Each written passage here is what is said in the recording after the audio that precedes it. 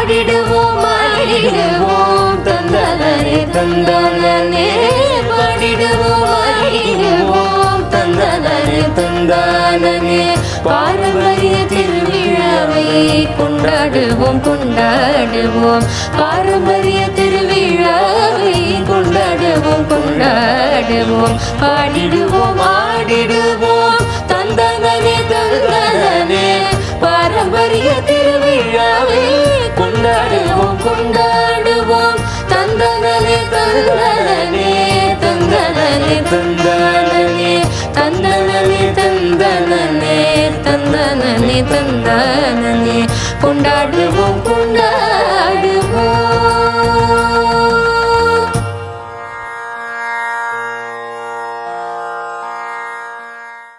Shri Gurubhyo Namaha. Welcome to Padma Seshadri Balabhavan Paaramparyam Tiruvizha Day 1. Do you know a prayer to Sun God destroys the darkness around us? Hindu scriptures present the sun as the most potent god. Invoking Sun God means invoking all the 5 Puranic gods and goddesses. Sun is the manifestation of the whole universe. Let us now invoke the Sun God by the powerful verses from Divya Prabandham by the 12 Alvas, rendered by Nandita Kannan. வையம் தகழிய வார்கடலே நீயாக வீய கதிரோன் வீடக்காக வையம் தகழிய வார்கடலே நீயாக வீய கதிரோன் வீடக்காக செய்ய சுடராழியான் அடிக்கே சூட்டினேன் சொல்வாலை இடராழி நீங்குகவே என்று செய்ய சுடராழியான் அடிக்கே சூட்டினேன் சொல்வாலை இடராழி நீங்குகவே என்று. Pongal is basically a harvest festival and also the Thanksgiving festival because this festival is celebrated to thank the sun god and Lord Indra for helping farmers in getting better yielding crops. ஆரோடும் மண்ணில் எங்கும் நீரோடும் ஏரோடும் என்றும் நம்ம தேரோடும் போராடும் வேலையில்லை யாரோடும் பேதமில்லை ஊரோடும் சேர்ந்தொன்னலாமே. Our Paaramparyam doesn't just stop with prayers, the daily namaskarams and expression of our happiness through music and dance and மறந்துட்டேனே நம் செவிக்கும் கண்களுக்கும் மட்டும் விருந்தல்ல, even நம் வயிற்றுக்கும் சுவையான பொங்கல் சுவைத்து நமது மகிழ்ச்சியை கொண்டாடுவதே நமது பாரம்பரியம். In all these, our farmers play a vital role and let us not forget to thank them. Okay, இப்போ அந்த திருவிழாவை நாம் அனைவரும் கண்டு ரசிப்போமா? Good evening and welcome to Cyber Pigeons News and Festive Musings, our monthly segment where we bring you a special report on various festivals. I'm Prathana. And I'm Rishi. Over the past week, many of you must have celebrated harvest festivals, practicing the traditions of your respective states. I'm sure you all enjoyed eating the regional delicacies prepared in your houses and reveled in the festivities. While a lot of our traditions have been passed on through the ages and followed meticulously, the science behind the origin of some of them seems to have been lost. Today, we plan to change that. Yes, we are having a special feature this time on harvest festivals today and have invited many experts to speak to you. The sun, the fiery red ball of heat that sustains us, is going to be the star of our first segment. Yes, quite literally so. Without further ado, let us listen to what our reporter Tejas Mira has to say. Sun. Our star was born more than 4.5 billion years, but the solar system evolved around it. The Earth is the third planet, and like all other planets, revolves around the Sun. The Earth is tilted towards the Sun at an axis of 23 degrees. It is all about the tilt of the Earth's axis. Many people believe that the temperature changes because the Earth is closer to the Sun in summer and farther from the Sun in winter. In fact, the Earth is farthest from the Sun in July and is closest to the Sun in January. During the summer, the Sun's rays hit the Earth at a steep angle. The light does not spread out as much, thus increasing the amount of energy hitting at any given spot. Also, the long daylight hours allow the earth plenty of time to reach warm temperatures. During the winter, the sun's rays hit the earth at a shallow angle. These rays are more spread out, which minimizes the amount of energy that hits any given spot. Also, the long nights and short days prevent the earth from warming up. Thus, we have winter. What all of this has to do with harvest festivals, which has been the promised theme? Harvests follow seasons, and this is how the seasons are caused. Festivals that follow a good harvest are the true festivals of the common man. In India, these movements were well understood. Our ancestors called these periods of earth movements as Uttarayana, when the sun rises up in the northern hemisphere, and Dakshinayana, when the sun moves closer to the southern hemisphere. Being people of the northern hemisphere, it was Uttarayana that was most significant and was termed Punya Kala, as it brought with it the bounty of nature essential for our lives. This poem summarizes the phenomena. As the earth moves south on the celestial sphere, the gods and goddesses sleep for 6 months a year. From solstice to solstice, summer to winter, the gods stay put in their slumber. The winter solstice marks the end of the Dakshinayana and the beginning of the Uttarayana. That was very interesting. Yes, it really does explain the importance of the sun, doesn't it? Yeah, it does. And in fact, I would like to know more about the benefits of the sun. Especially during this pandemic time, vitamin D is very important for our health, especially the exposure you get doing Surya Namaskar in the early morning sun. Well, you are in luck. We have a yoga expert, Shiv Shankar, on our show today to talk about the importance of Surya Namaskar. Shri Gurubhyo Namaha. The significance of Surya Namaskara. The sun has been a source of spirituality and vitality on the earth since time immemorial. Scientifically, the sun radiates energy to the earth in the form of sunlight and heat, without which life cannot be sustained here. The benefits of Surya Namaskara. Each Surya Namaskara cycle helps you burn 417 calories. Surya Namaskara is known to have several psychological benefits as well. The physical exercise has a visible impact on memory retention, anxiety reduction, and even helps in battling insomnia. Surya Namaskara helps in emotional health. The postures of Surya Namaskara stimulate sluggish glands like the thyroid gland and induce it to increase hormonal secretions. It improves the mental and physical balance of the person's body. It develops patience by increasing the mental capacity of the brain and builds stamina by increasing the physical capacity of the body. Om Mitraya Namaha Ravaye Namaha Suryaya Namaha Bhanave Namaha Khagaya Namaha Pushne Namaha Hiranyagarbhaya Namaha Marichaye Namaha Adityaya Namaha Savitre Namaha Arkaya Namaha Bhaskaraya Namaha. You know, my favorite part about any festival has always been the food. So is mine. It's so fascinating to see the way traditional food and cooking styles vary from state to state. Now, on that note, we have a very special portion of our show, Pongal Bhatt, with our celebrity chef, Mr. Venkatesh Bhatt, CEO of God Hotel. We also have a very special guest joining him, somebody who is very dear to all of us and someone who I am sure you will all be pleasantly surprised to see. Let's watch. Simran, Radha, look who's here. Shriyaman, Shri Gurubhyo Namaha. Shri Gurubhyo Namaha. Sukhi Baba. How are you all? Happy Pongal. Happy Pongal, ma'am. The right person in the right program. A warm welcome to our beloved Dean, Director and Correspondent, Mrs. Sheila. Ma'am, would you like to speak a few words about how you celebrated Pongal as a youngster? Of course, I'll be only too happy. I was born and brought up in Hyderabad, and I have very, very fond memories of having celebrated Pongal, Makara Shanti as it is known there in Andhra Pradesh.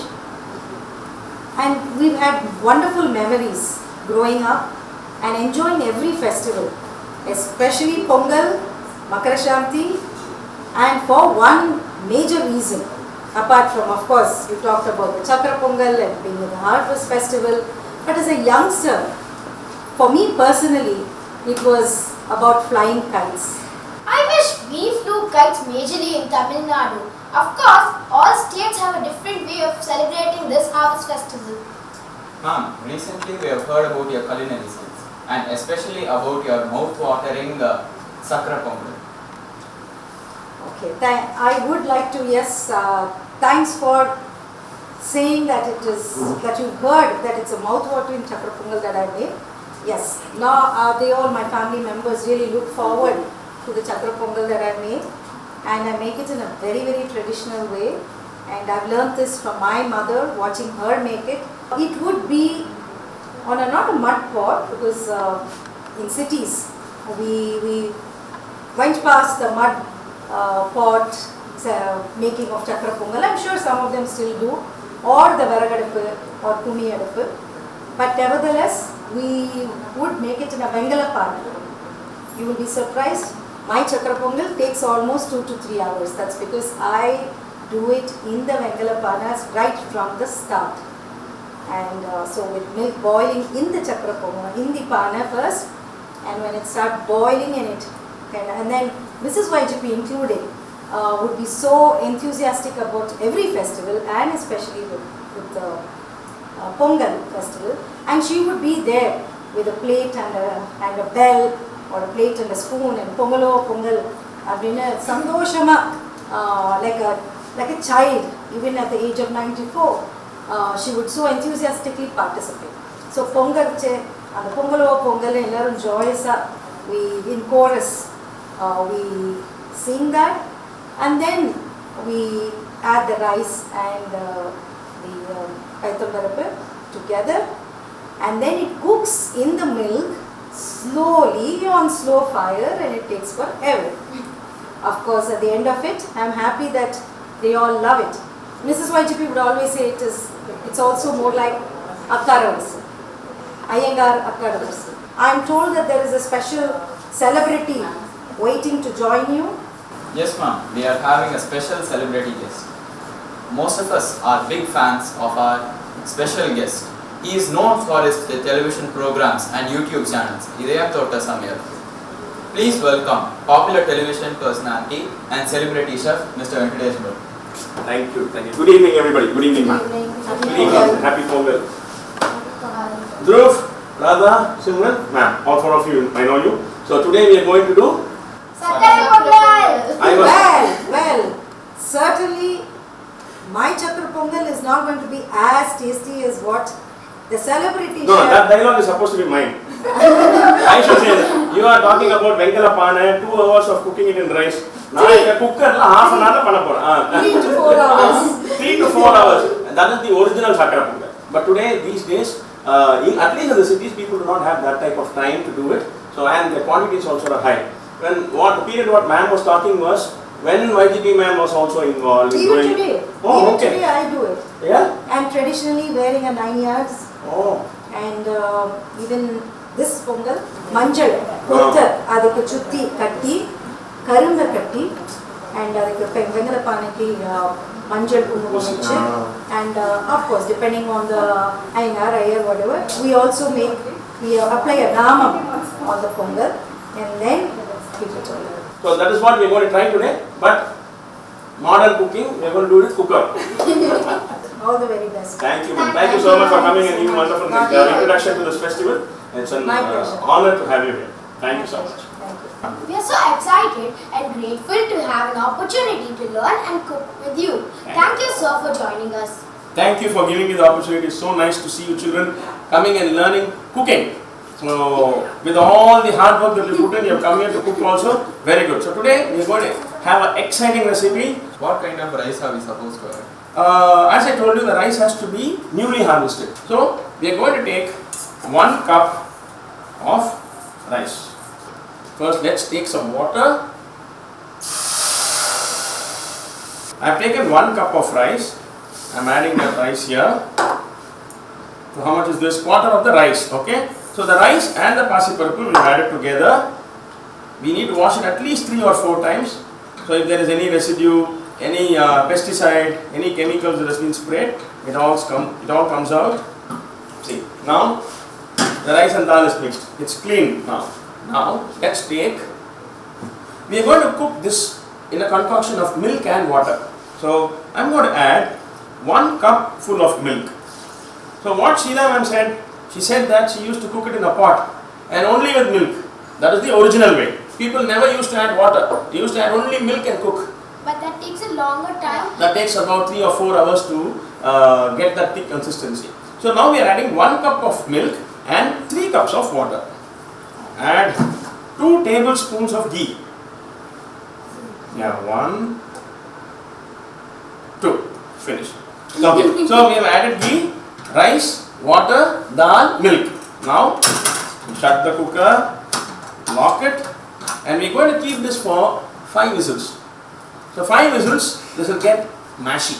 So we are going to make the jaggery syrup, for which we have heated up about 100 ml of water. So I added rice in this cup. How much did I add? 1 cup. 1 cup. So for 1 cup of rice, we are going to add 2 cups of jaggery. Okay, now this rice and dal concoction has been kept for 5 whistles and given a resting time of 10 minutes. See? Hold this. Yeah, no, don't touch there, only hold this. Yeah. Now we are going to add the jaggery syrup. Over. We are almost ready. Now this time we are adding a pinch of cardamom powder. So I have added little bit of cardamom powder, I have added little bit of nutmeg, and then now is the time we have to add the ghee. Oh, more ghee, yummy. More ghee. More and more ghee. I have added about 5 tablespoons of ghee. At this stage, we just add just a small pinch of salt. Now, the jaggery, the rice and dal, everything is cooked together as one concoction. And in this stage, see, we are going to take it out. Oh, you put the cashew nuts in. Yeah, now we are going to take some no ghee. Oh God, that's a lot of ghee. Okay, Sakkara Pongal means it has to flow in ghee. Okay, okay. Now Radha, take 1 handful and put it inside this ghee. Slowly. Okay, here we've got some refined camphor. In Tamil they call it as Pacha Karpuram. This is not the regular camphor that we use for puja. This is edible camphor. This edible camphor we are going to take only this much and make it a fine powder and put it on top of this. Now the cashew nuts have changed color. We'll add some raisins. It is going to go straight inside. Oh. Now after adding all this, I have completely switched off the range. See? Fantastic Sakkara Pongal is ready. Thank you so much for this. Happy experience. Pongal to you. Thank you. Happy Thank you, Pongal. thank you, thank you.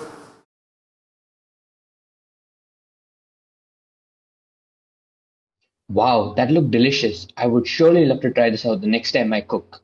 What I found interesting was the wide variety of ingredients used in each dish.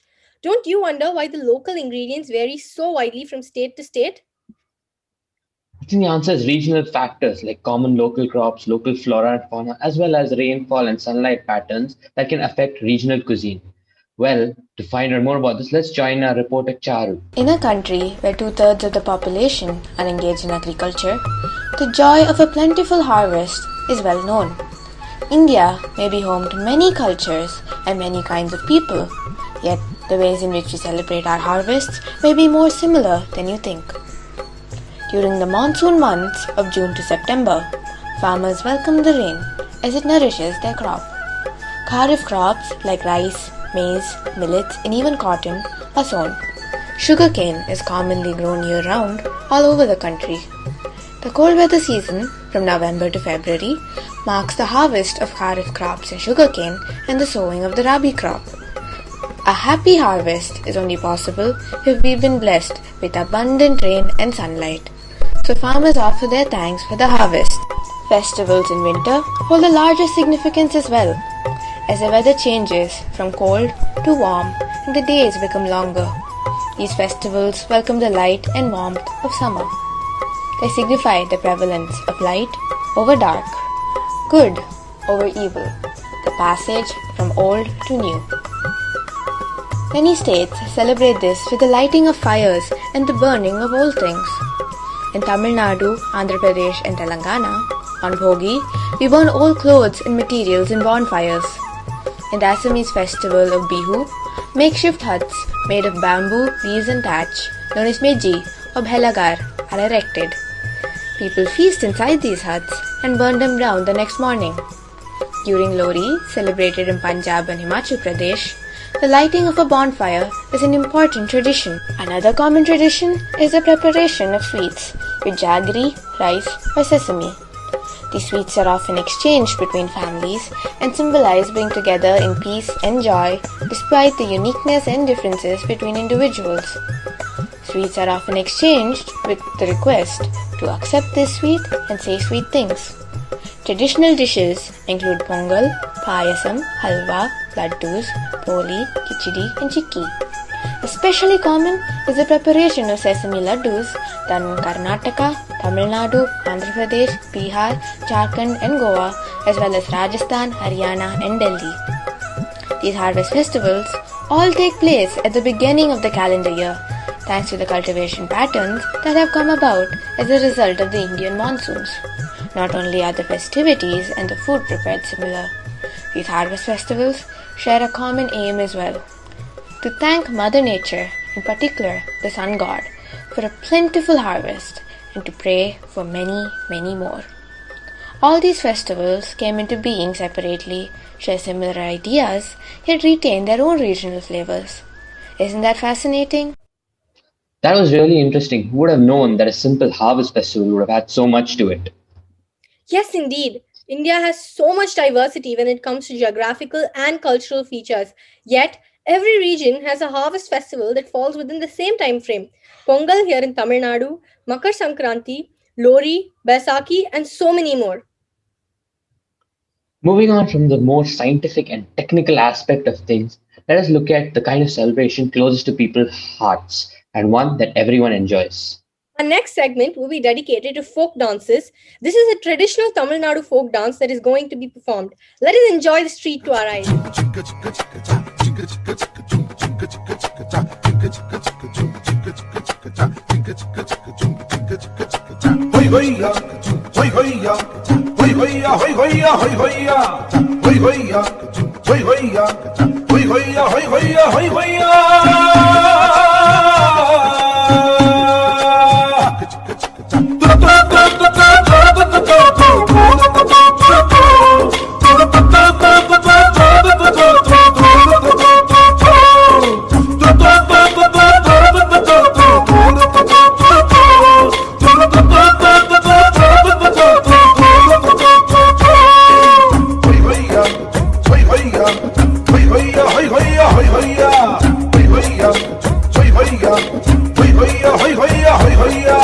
காலை சூரியன் வானிலேறினான் வண்ண வண்ண கதிர் வீச கழனி மேட்டின் வெளியினிலே சிற்றோடைகள் நெளிந்தோட காலை சூரியன் வானிலேறினான் வண்ண வண்ண கதிர் வீச கழனி மேட்டின் வெளியினிலே சிற்றோடைகள் நெளிந்தோட நல்ல காளை மாடு கன்றோடு ஆடியே அங்கும் இங்கும் புள்ளியோட நல்ல காளை மாடு கன்றோடு ஆடியே அங்கும் இங்கும் புள்ளியோட பொன் கதிர்மணிகளை தலை தாங்கி காற்றிலே பயிர்களும் அசைந்தாட பொன் கதிர்மணிகளை தலை தாங்கி காற்றிலே பயிர்களும் அசைந்தாட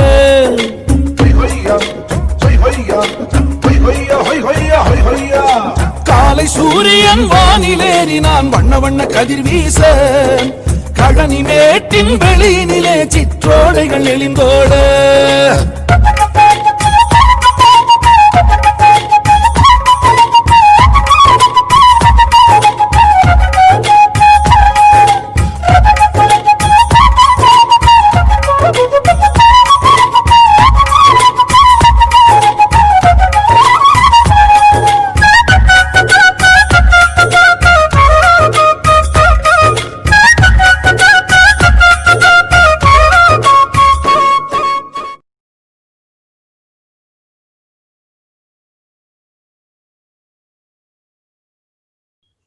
That was wonderful, so uplifting and colorful.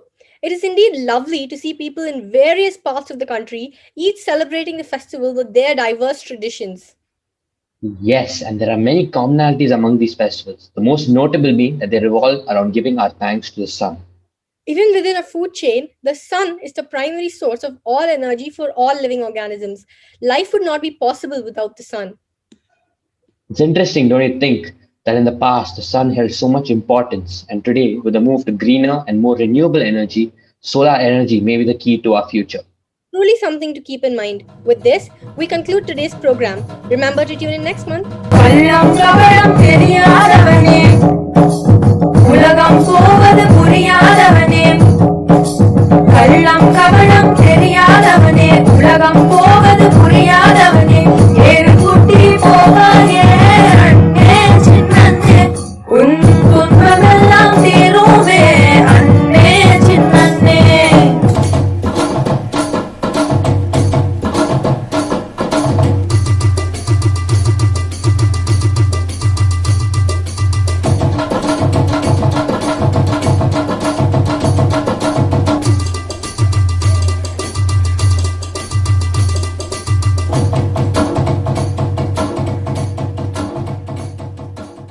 Delightful performance by the students have truly added colors to a festive mood, and may this Pongal bring you happiness and good health and shower you with prosperity.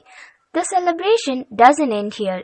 PSBB la oru naal poduma, indru oru naal poduma. We wish to revel in our joyful spirit in the days to come. Don't forget to watch our Paaramparyam celebration tomorrow at the same time. Tune in to PSBB Vidya Shakti. Signing off for now is S. Kavya. கொண்டாடுவோம் கொண்டாடுவோம்